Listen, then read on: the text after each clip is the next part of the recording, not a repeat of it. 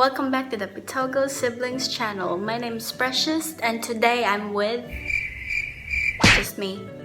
Anyways, today guys is going to be a very special day because we will be meeting with the author of the book called The Black-Eyed Witch, which is really exciting.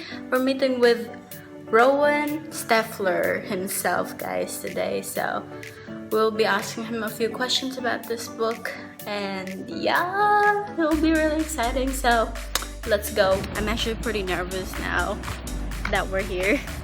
We're gonna meet the author soon. Yeah.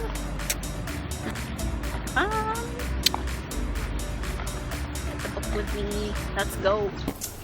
Hey Rowan, Nice to how are meet you? you. My name's Precious. Thanks for having us in this interview today. You're welcome. We are so glad to have the opportunity to give you an interview and ask you a few questions about your book. Well, thank you for having the time with me and addressing my book. What is The Black-Eyed Witch all about? The Black-Eyed Witch is a dark fantasy novel. It plays around the medieval times, and I decided to take liberties of not having a typical witch theme that most people are familiar with: pointy hats, ugly, crooked nose. What I've done is that one of the black eyes is a feature of them that allows them to see pretty well. Some witches can see better in the distance. They can see perfectly clear in the dark, and they can live up to 800 years without aging. And what I also decided to do is that none of them have any magical powers.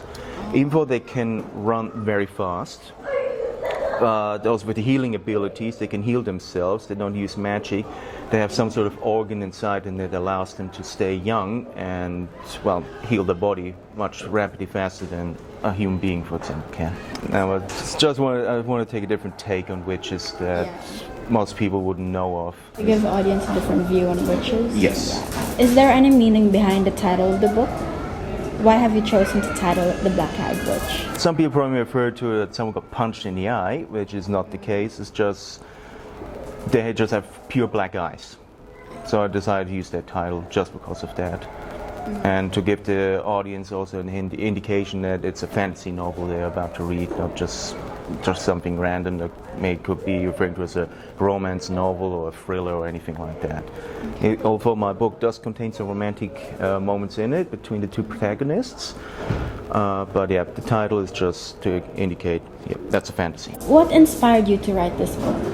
That actually happened more than 10 years ago when I watched and read the mangas of Claymore, which is about silver-eyed witches who are like contract killers, because they are the only ones who can sense and spot monsters among humans who take the shape of humans, and normal humans can't sense or, well, see them or know that they are monsters. And I kind of like the concept of it because they still made them look young, and again, not with crooked nose and all that stuff.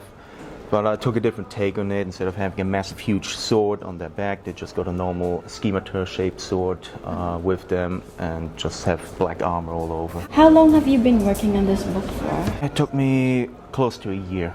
Close. Yep. That's pretty long. Because since I work full-time during daytime, of course I don't have much time, or I can spare a couple of hours in the evening, and that's the only time I can write it. What did you learn when you were writing this book? Is there anything new you learned during the duration? It's a lot to learn actually about writing a book. It's not just you go on the keyboard and just type away. It's a lot of things you have to consider. So, well, obviously structure is one of them, and also the formulation of sentences has to be written a certain way too. So you can't start a few sentences with he said, he did. So if you have that certain word repeating several times with each other, that's already kind of a bit poor English in that regard. And yeah, just finding the right vocabularies on the other hand, the right words for it, again, a bit tricky too. So yeah, then I had several editors who helped me a lot with my book too. And that helped me a lot. And my second editor in particular, she recommended me to read 2 books, how to self-edit and what to look for in sentence structure, and that paid off quite a lot when I write now the sequel for the book. That when I gave her the first chapter of it, she told me that it was a massive improvement, huge difference compared to my first book where it just yelled out, yeah, you're absolute amateur. So Yeah, and I'm still learning quite a bit too, because also the marketing perspective, since I'm an independent novelist in that regard. I am, however, trying to find an agent who can publish my book traditionally. What surprised you the most? I guess in the story in The Black-Eyed Witch, what surprised you the most? That I actually enjoyed it a lot to write, and that I just had new ideas to add to it. So originally I just started with the main story itself, but then I realized, okay, Leafia, who was the protagonist, the witch, she's 400 years old in that time frame. And I thought, okay, 400 years is quite a long time. What did she do prior to that? That I had the idea to write an origin story included in the book.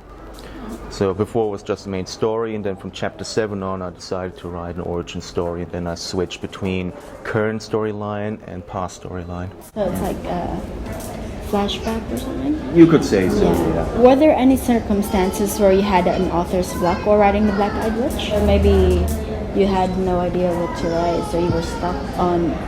I was stuck. Not really, actually, no. I tried to get everything in my head, and I know pretty much where I wanted to go with it. Okay, Yeah, so the story was there. The only thing that I had to do was add more into it to make it actually into a book, because if you just go straight for the story, it will make it uninteresting, because you have to develop the characters, and you have to find the right time frame or particular parts in the book that would suit into it, not just in an action scene they're fighting and all of a sudden you bring a massive history about the character, why the character fights so well. So that will take the reader out of it. So it was something else actually I learned a bit. What motivated you to keep on persevering to finish this book? I just had the story in my head and I just wanted to share it. That's pretty much it. And generally I wanted to be a novelist for quite some time now. So that was your drive to finish? Generally I always wanted to write when I was back in Switzerland. But then when I moved to Australia, then I realized English is just a more common language. But I had to build up my vocabulary first.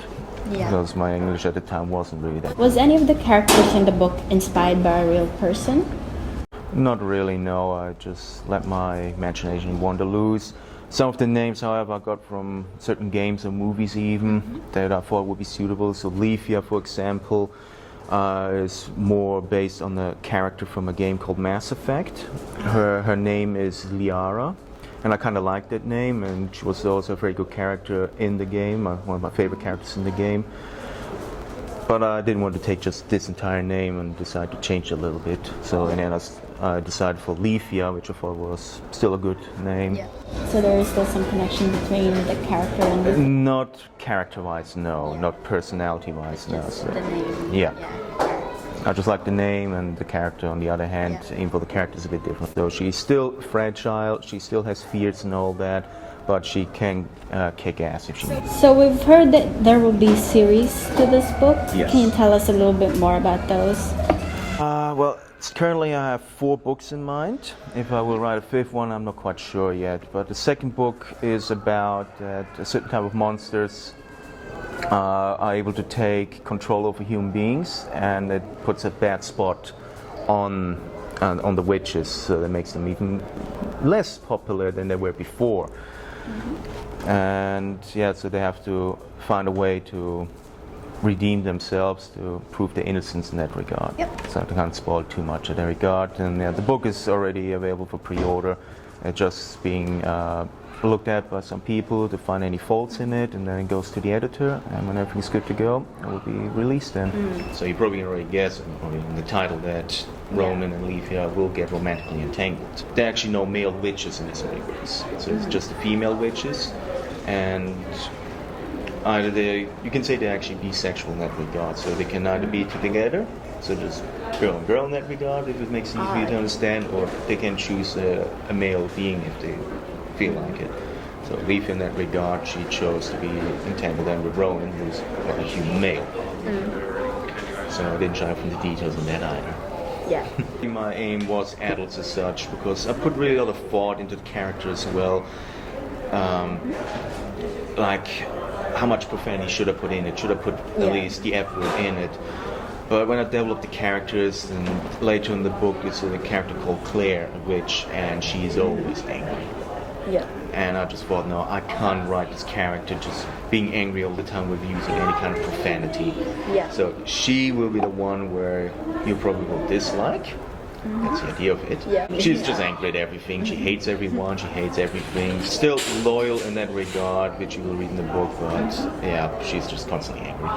And that's why I decided I have to make it more. I have to be an R-rated section because I didn't want to shy from the violence because it's just part of the universe that I thought I can't shy away from it either. It's just wouldn't suit so well. Basically, that's something I learned as well when writing the book is because there are age groups like children, young adults, and adults. So that means, the children explained itself. Young adults is usually referring to like late teens in their 20s. These are referred to even though they're adults in that regard, but they're just young adults. And adults is usually then referred to 30 and over. It's just for anyone who just generally likes fantasy, dark fantasy particularly, and witches and such, who can deal with a bit of romance, as juicy as it may be. Yep. Thanks for having us, and hopefully we'll get to hear more about your latest books. Yeah, I hope so too. Thanks for having us. Yeah, thanks for your time too.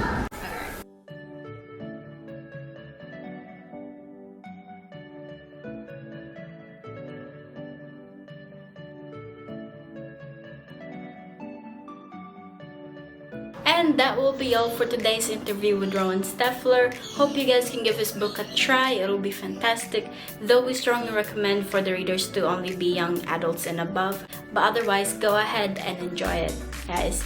Don't forget to like, share, and subscribe to the Pitogo Siblings channel. And also, don't forget to press that notification bell for further updates on our vlogs. Shout out to Derek Plays XD and also JP Pabilonia. Thank you guys for always supporting us. Bye-bye. Peace out.